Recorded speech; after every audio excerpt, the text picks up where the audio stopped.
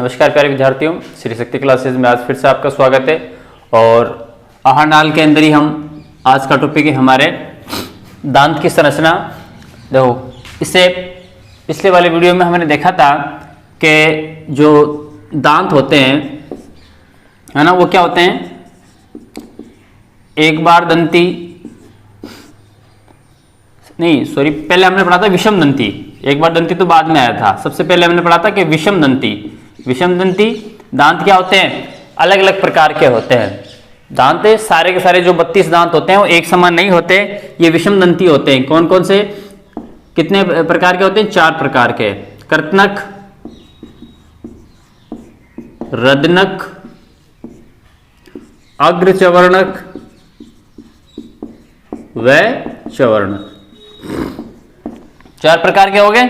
तो ये क्या हो गए? विषम दंती।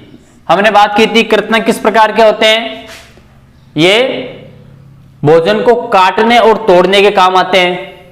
भोजन को काटने और तोड़ने के काम आते हैं। एक हमने सूत्र देखा था ICPM 21-23 गुणा 2, ऐसे याद रख सकते हो आप। ICPM 21-23 गुणा 2, यानी सबसे पहले कौन से कृतनक 2 से गुणा करो, ऊपर और नीचे 4, नीचे भी 4, यानी ऊपर के मसूड़े में भी कितने हैं? 4 है, नीचे के मसूड़ों में भी कितने हैं? ये 4। किसकी संख्या? कृतनक दांतों की संख्या 4 होती है। ऊपर 4 और नीचे के जो आपका ये मसूड़ा है, ठीक है, उसके अंदर 4 ऊपर पाए जाएंगे और 4 ही नीचे। ठीक, उसके बाद में फिर हमने देखा था रदनक। रदनक ये क्या होते हैं? ये चीरने और फाड़ने के काम आते हैं। रदनक चीरने व फाड़ने, चीरने व फाड़ने के काम आते हैं। चूंकि चीरना और फाड़ना किसका काम होता है? मांसाहारी जीवों का जो अधिकतर काम है, चीरना और फाड़ना, वो मांसाहारी जीवों का ज्यादा होता है। शाकाहारियों के अंदर ये दांत अपेक्षाकृत इतने विकसित नहीं होते जितने मांसाहारियों में होते हैं। तो ये भोजन को चीरने और फाड़ने के काम में आते हैं। इनकी संख्या कितनी होती है? 2 कम 2, नीचे भी कितने? 2, है ना, ऊपर 2 और नीचे भी 2। फिर हमने देखा था अग्रचवर्णक और चवर्णक, ये एक प्रकार से भोजन को कुतरने या भोजन को पीसने के काम आते हैं। भोजन को छोटे छोटे पीसेज में, छोटे छोटे टुकड़ों को अंदर तोड़ने के काम में आते हैं अग्रचवर्णक और चवर्णक। इस प्रकार दांत विषम दंती होते हैं। दांत विषम दंती होते हैं, अलग अलग प्रकार के होते हैं, कृतनक, रदनक, अग्रचवर्णक और चवर्णक। फिर हमने पढ़ा था द्विबार दंती। द्विबार दंती के दांत जीवन में 2 बार आते हैं। जीवन में दांत कितनी बार आते हैं? 2 बार आते हैं, या 2 प्रकार के होते हैं। एक जो पहले दांत आते हैं उन्हें हम अस्थायी दांत कहते हैं। जो बचपन में हमारे जो दांत आते हैं, बच्चों के दांत आते हैं, उन्हें अस्थायी दांत कहते हैं, या इनको दूध के दांत भी कहते हैं। दूध के दांत भी कहते हैं। इनकी संख्या कितनी होती है? 20 होती है। इनकी संख्या 20 होती है, और ये जीवन में एक बार आते हैं और फिर कुछ समय बाद में अपना आप ही टूट जाते हैं। और स्थायी दांत होते हैं। स्थायी दांत ये होते हैं 12। ये हमेशा रहते हैं, ये हमेशा रहते हैं। ये एक ही बार आते हैं, बार बार नहीं आते। इसका मतलब 2 बार दांत आ रहे हैं। पहली बार अस्थायी दांत, फिर दूसरी बार स्थायी दांत, तो द्विबार दंती हो गया। और एक है एक बार दंती। एक बार दंती, एक बार दंती देखो, ये स्थायी दांत हैं, वो जीवन में एक ही बार आते हैं, इसे इन्हें एक बार दंती कहते हैं। आज हम, ये तो हमने देख लिया था थोड़ा दांत के बारे में, आज हम इसकी संरचना के बारे में बात करेंगे कि जो दांत की संरचना है वो किस प्रकार की होती है। अब आप देखिए, यदि हम दांत की संरचना की बात करें तो दांत है, दांत की उत्पत्ति के बारे में जानते हैं। सबसे पहले दांत की उत्पत्ति भ्रूण की एक्टोडर्म व मीसोडर्म, कहां से? एक्टोडर्म व मीसोडर्म से भ्रूण की उत्पत्ति होती है। सबसे पहली चीज तो यही हो गई कि भाई भ्रूण की जो उत्पत्ति है वो एक्टोडर्म व मीसोडर्म से होती है। अब दांत में मुख्य रूप से आपको 3 भाग दिखाई देंगे। देखो, सबसे ऊपर वाला शिखर, बीच वाला ग्रीवा और नीचे वाला क्या होता है, मूल। तो दांत में मुख्य रूप से 3 भाग होते हैं, 3 भाग होते हैं, है ना। सबसे ऊपरी शिखर, मध्य में ग्रीवा, व सबसे निचला भाग क्या कहलाता है, मूल कहलाता है। ठीक है। अब ये देखो, ये जो मूल होता है, मूल और ग्रीवा, यहां से देखो ये मसूड़ा है ना, मसूड़े की अस्थि में लगे हुए होते हैं। ये मूल तो क्या होता है, चर्म में धंसा रहता है। मूल जो भाग है, मूल है, वो चर्म में धंसा रहता है। ठीक है। जबकि अब बात आ गई ग्रीवा की। मूल तो कहां है, चर्म के अंदर है। ग्रीवा कहां है, ग्रीवा मसूड़े की, हमारा जो ये मसूड़ा है उस मसूड़े की अस्थि में धंसा हुआ रहता है ग्रीवा वाला भाग। जबकि ग्रीवा मसूड़े की अस्थि में धंसा रहता है। ठीक है। अब ये जो शिखर है वो क्या होता है, मसूड़े से बाहर होता है, ऊपर की ओर होता है, ये खुला होता है। शिखर भाग मसूड़े के बाहर स्थित होता है। ठीक है। तो ये तो होता है, मूल तो होता है आपके चर्म में धंसा हुआ। ग्रीवा कहां होगी, मसूड़े की अस्थि में, और शिखर ये मसूड़े से बाहर की ओर होगा। तो इतना काम अभी हमने कर लिया है कि दांत के 3 भाग देखे हमने, शिखर, ग्रीवा और मूल। शिखर सबसे ऊपर वाला भाग, मूल सबसे नीचे वाला भाग। ग्रीवा पार्ट वो कौन सा होता है, सबसे बीच वाला भाग होता है। मूल है वो चर्म में धंसा हुआ होता है, ग्रीवा है वो मसूड़े की अस्थि में है, और शिखर है वो क्या होता है, मसूड़े से बाहर की ओर निकला हुआ है। अब देखो, अब आगे क्या होता है, ये चीज हमने देख ली। अब बीच में देखो, आप बीच में है ना, दांत का जो बीच का हिस्सा है, ये वाला देखो, ये बीच का हिस्सा है, वो क्या होता है, वो खोखला है। वो कैसा है, खोखला है। और इस खोखले भाग को क्या कहते हैं, मज्जा गुहा।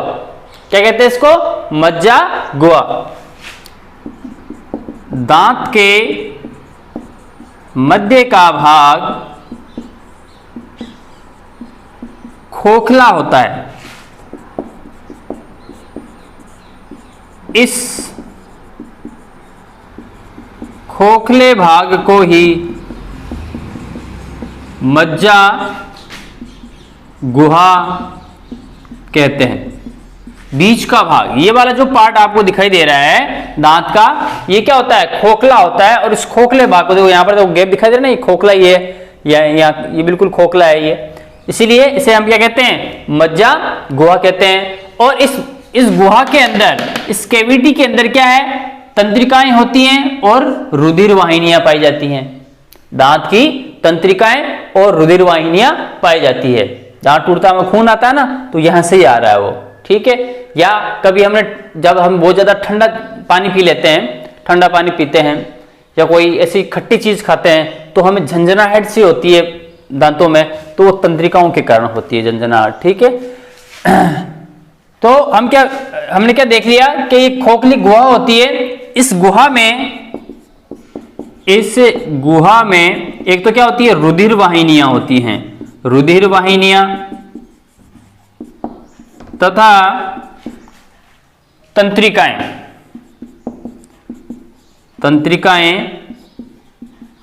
पाई जाती हैं। ठीक। अब ये जो शिखर वाला भाग है, जो कि मसूड़े से बाहर निकला हुआ है, मसूड़े से जो भाग बाहर निकला हुआ है वो एक पदार्थ आता है डेंटिन। किससे? डेंटिन। ये वाला जो बाहर वाला हिस्सा है, ये बाहर वाला जो शिखर भाग है दांत का, वो किससे मिलकर बनता है? एक कठोर पदार्थ आता है डेंटिन। शिखर का अधिकांश भाग एक कठोर पदार्थ डेंटिन से बनता है। किससे बनता है? डेंटिन से बना होता है और इस शिखर भाग पर ही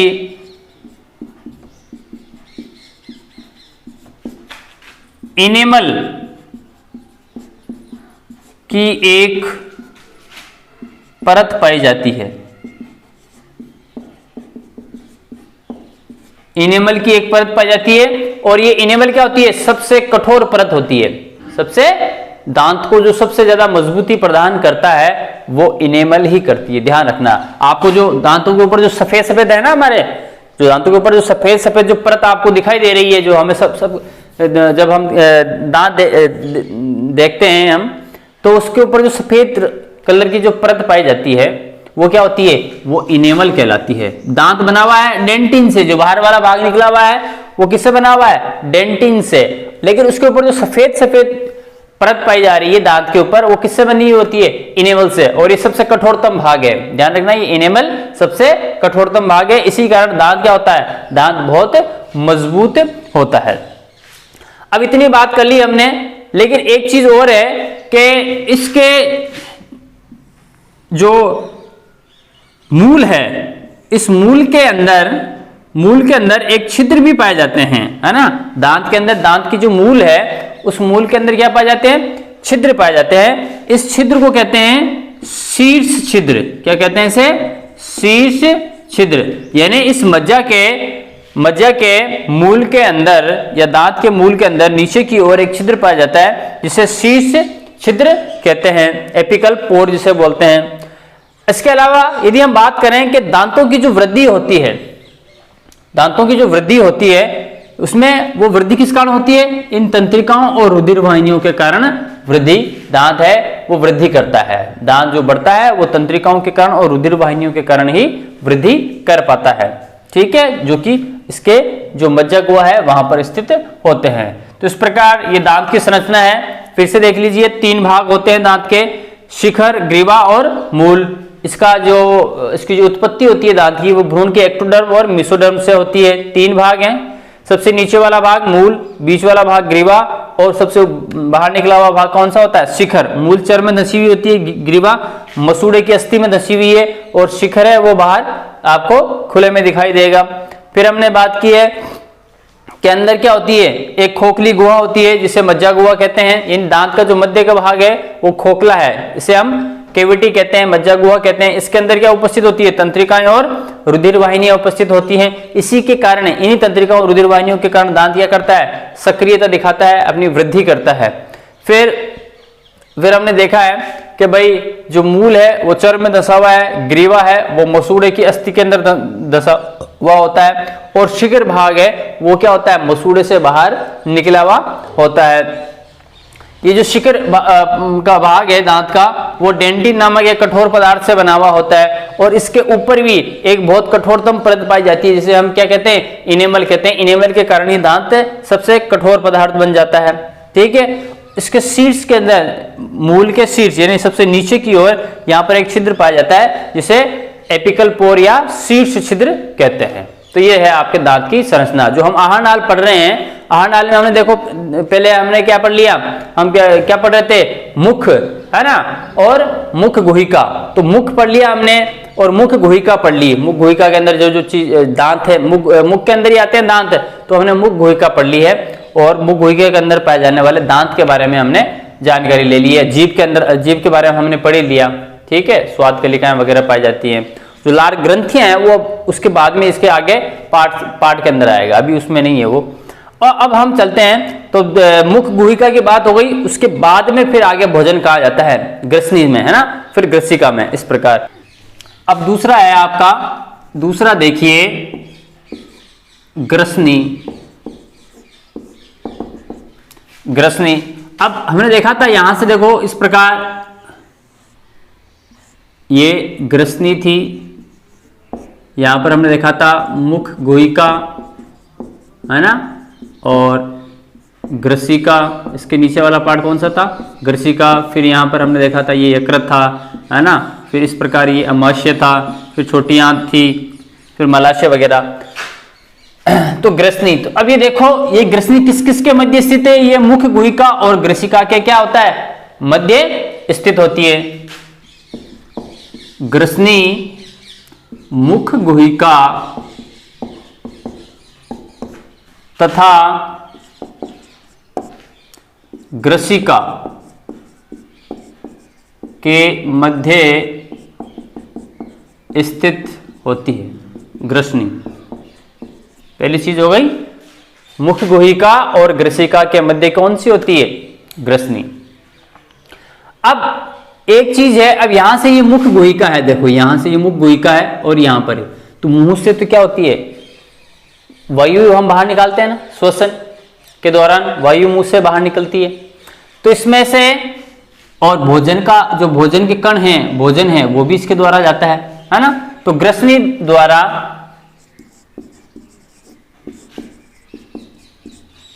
वायु व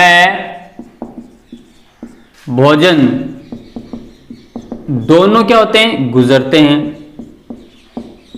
वायु भी गुजरती है और क्या होता है, भोजन भी गुजर रहा है, क्योंकि ये सीधा किससे जुड़ा हुआ है, मुख गुहिका से जुड़ा हुआ है। तो ग्रसनी द्वारा वायु व भोजन दोनों गुजरते हैं, अतः ग्रसनी क्या है, पाचन तंत्र व श्वसन तंत्र दोनों का भाग है। यानी जब हम श्वसन तंत्र पढ़ेंगे तब भी ग्रसनी की बात की जाएगी, तब भी ग्रसनी की बात की जाएगी। क्यों, क्योंकि इससे वायु होकर गुजर रही है ग्रसनी से, और चूंकि इसमें से भोजन भी होकर गुजरता है, इसलिए ये क्या है, पाचन तंत्र का भी एक पार्ट है। तो ग्रसनी क्या है, श्वसन तंत्र का भी पार्ट है, पाचन तंत्र का भी पार्ट है। क्यों, अभी मैंने आपको बता दिया कि ग्रसनी में वायु भी होकर गुजरती है और भोजन होकर भी क्या होता है, गुजरता है। ठीक है, अब जो ग्रसनी है, एक आता है निकल हो गया, ग्रसनी निगल द्वार द्वारा ग्रास नाल से जुड़ता है। ग्रसनी किसके द्वारा, निगल द्वार से। इस निगल द्वार के द्वारा तो हमने बात की ना, भोजन भी गुजर रहा है और वायु भी क्या होती है, गुजर रही है। तो ये जो निगल द्वार है, निगल द्वार द्वारा ग्रासनाल से ये जुड़ती है, कौन, ग्रसनी। ठीक, किससे, निगल द्वार से। तथा घाटी द्वार द्वारा, द्वार यानी रास्ता, घाटी द्वार द्वारा ग्रसनी श्वास नाल से जुड़ती है, ट्रेकिया से जुड़ती है। देखो यहां पर कुछ थोड़ी अलग अलग हो जाती है, लेकिन गुजर यहां से ऊपर से एक ही है, लेकिन ये कुछ थोड़ी सी मात्रा में क्या हो जाएगी, ये यहां पर अपने रास्तों को बांट लेगी। किसके द्वारा, कि जो निगल द्वार है, निगल द्वार के द्वारा तो ये किससे जुड़ती है, ग्रसनी आपके ग्रासनाल से जुड़ती है, और घाटी द्वारा ये ग्रसनी किससे जुड़ती है, श्वासनाल से। अब देखो श्वासनाल से तो वायु आ जाएगी, ग्रासनाल से क्या आ जाएगा, भोजन आ जाएगा। दोनों चीजों से ये क्या होती है, जुड़ी हुई है। अब नासा ग्रसनी तथा श्वासनाल के मध्य, नासा ग्रसनी, जैसे नासा ग्रसनी और श्वासनाल के मध्य एक घाटी ढक्कन पाया जाता है जिससे भोजन के कण श्वासनाल में नहीं आते। नासा, ग्रसनी और श्वासनाल, यहां पर बीच में क्या होता है, एक ढक्कन पाया जाता है। पहले ही खुला हुआ है, एक ही है ये, है ना, वायु भी आ रही है और भोजन भी आ रहा है ना, वायु भी आ रही है, भोजन भी आ रहा है, लेकिन यहां पर एक ढक्कन पाया जाता है कि भोजन करते समय भोजन के कण वो किस में ना पहुंच जाएं, श्वास नली में, ट्रेकिया के अंदर ना जाए।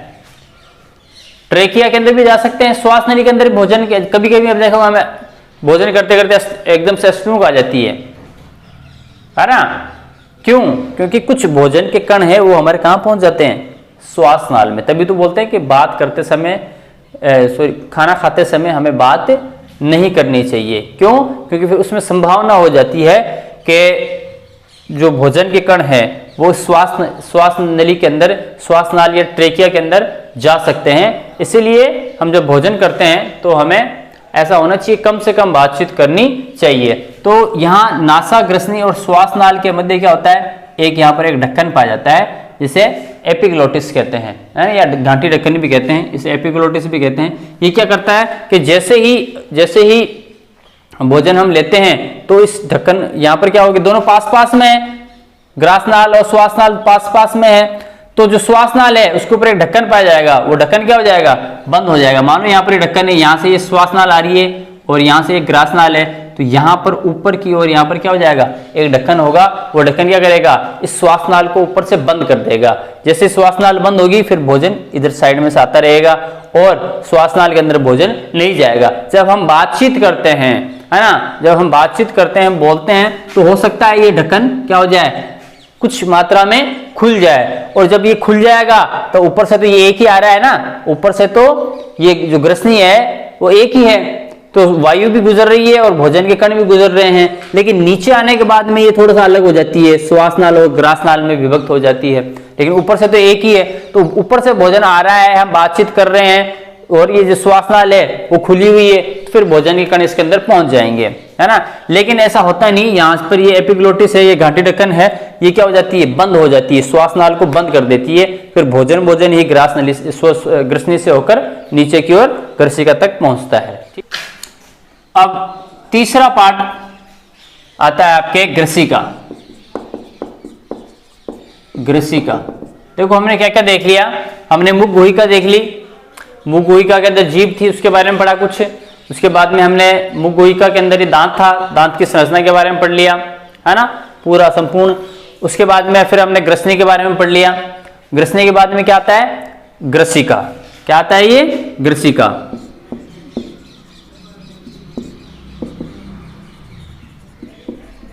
अब देखो ग्रसिका, तो हमने मुख गुहिका में दांत के बारे में पढ़ लिया, जीवा के बारे में पढ़ लिया, ठीक है, ग्रसनी के बारे में पढ़ लिया।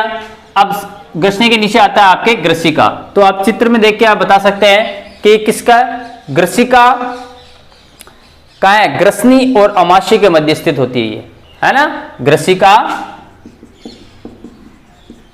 ग्रसनी तथा अमाशय के मध्य स्थित होती है, ठीक। ग्रसिका ग्रसनी और अमाशय के बीच में पाई जा रही है। यदि इसकी लंबाई की बात करें तो इसकी लंबाई, किसकी, ग्रसिका की, इसकी लंबाई लगभग 25 सेंटीमीटर होती है। इसकी लंबाई है वो कितनी होती है, 25 सेंटीमीटर होती है। अच्छा, जो ग्रसिका है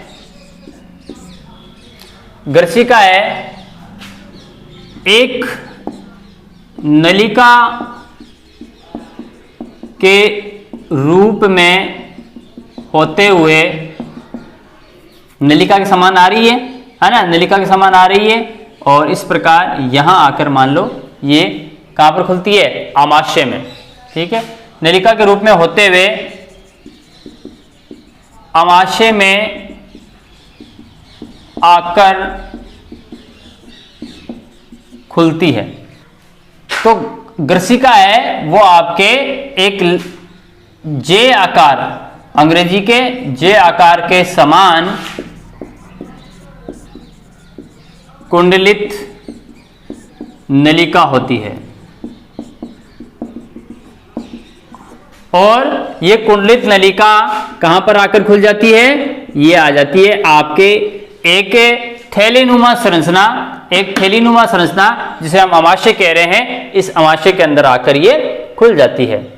अब जहां पर ये ग्रसिका और जहां पर ये अमाशय दोनों मिलते हैं, इस स्थान पर मिल रहे हैं, यहां से ये ग्रसनी आ रही है, यहां पर ये यकृत है, ठीक है, और यहां पर आकर ये जो आपकी ग्रसिका है ये इस अमाशय के अंदर खुल गई है या इसके साथ में आकर जुड़ गई है। तो जहां पर दोनों का मिलन होता है, जहां पर दोनों आपस के अंदर एक दूसरे से जुड़ते हैं, उस स्थान को कहते हैं कार्डियक स्पिंचर। क्या बोलते हैं उसको? Cardiac sphincter. ठीक है, स्पिंचर का मतलब होता है अवरोधक या दरवाजा, जहां पर इसे खोलेंगे तो इधर जा सकते हैं, इधर आ सकते हैं, अमाशय के अंदर आ सकते हैं। जैसे भाई एक तरीके से दरवाजा हो गया ना, यहां से जब ये दरवाजा खुलेगा तो यहां से होता हुआ भोजन अमाशय के अंदर आ जाएगा, जब ये बंद हो जाएगा तो भोजन इसके अंदर नहीं आएगा। तो कार्डियक स्पिंचर क्या है कि दोनों ग्रसिका और अमाशय के मिलन वाले स्थान पर, जहां पर दोनों मिलते हैं उनके मिलने वाले स्थान पर जो अवरोधक पाया जाता है उसे ही कार्डियक स्पिंचर कहते हैं। ठीक, ग्रसिका व अमाशय, ग्रसिका व अमाशय के मिलन स्थान पर एक अवरोधक पाया जाता है जिसे क्या कहते हैं? Cardiac sphincter. कार्डियक स्पिंचर कहते हैं, कार्डियक स्पिंचर कहते हैं। अब ये कार्डियक स्पिंचर का क्या फायदा हो रहा है या इसका मुख्य काम क्या है? तो देखो क्या होता है कि जब भोजन मुख गुहिका ग्रसनी ग्रासनाल से होता हुआ ग्रसिका में आता है, तो ग्रसिका में आने के बाद में क्या होता है? कार्डियक स्पिंचर जो अवरोधक है, अब भोजन लगातार आ रहा है तो इस कार्डियक स्पिंचर पर क्या होता है? दबाव पड़ेगा। क्या पड़ेगा? दबाव पड़ेगा, प्रेशर लगेगा, क्योंकि पीछे से क्या आ रहा है? भोजन आ रहा है। पीछे से भोजन आ रहा है, तो जब पीछे से भोजन आता रहेगा तो कार्डियक स्पिंचर जो अवरोध है वो क्या हो जाएगा? वो खुल जाएगा। और जब ये खुलेगा तो अब ये भोजन किधर आ जाएगा? अमाशय के अंदर आ जाएगा। ठीक, और जैसे ही अमाशय के अंदर भोजन आएगा वापस गेट क्या हो जाएगा? बंद हो जाएगा। तो जिसे कार्डियक स्पिंचर कहते हैं, जब भोजन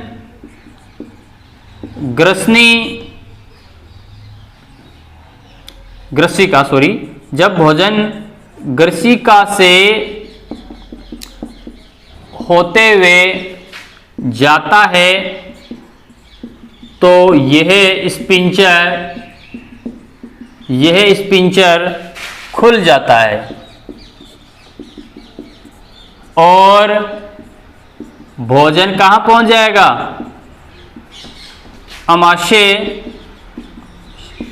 अमाशय में पहुंच जाता है। ठीक, अमाशय में पहुंच जाएगा, लेकिन वापस भोजन अमाशय से ग्रसनी में ना जाए। एक बार जब भोजन अमाशय के अंदर आ गया तो अब वापस अमाशय से भोजन किसमें ना चला जाए? ग्रसिका में ना चला जाए, इसोफेगस में ना चला जाए। इसलिए ये जो कार्डियक स्पिंचर है तो इस प्रकार खुलता है, ये नीचे की ओर खुलता है ऐसे, ये नीचे की ओर खुलेगा, और जैसे ही भोजन इसके अंदर आया और जब यहाँ पर भोजन की मात्रा बढ़ने लगती है तो हो सकता है भोजन वापस ऊपर की ओर निकल जाए, ऊपर की ओर ग्रसिका के अंदर चला जाए, तो ये कार्डियक स्पिंचर वापस क्या हो जाता है, बंद हो जाएगा, है ना। जब भोजन इस अमाशय के अंदर पहुंच जाता है तो ये कार्डियक स्पिंचर वापस क्या हो जाता है, बंद हो जाता है, ताकि भोजन विपरीत दिशा में ना जा सके। विपरीत दिशा का मतलब क्या है, अमाशय से वापस ग्रसिका में ना जा सके, तो ये काम करता है कार्डियक स्पिंचर। यदि ये नहीं होता तो भोजन कर लिया, भोजन यहाँ पर ज्यादा इकट्ठा हो गया है, अब यहाँ पर प्रेशर लगेगा तो हो सकता है वापस भोजन ऊपर की ओर गति करना लग जाए और ग्रसिका ग्रसनी होते वापस मुंह से बाहर निकल जाए, ऐसा भी हो सकता है। लेकिन ऐसा होता नहीं है, क्योंकि ये कार्डियक स्पिंचर है वो क्या करता है, वो वापस बंद हो जाता है। कब बंद हो जाता है, जब भोजन अमाशय के अंदर पहुंच जाता है तब। कार्डियक स्पिंचर भोजन को अमाशय से विपरीत दिशा में जाने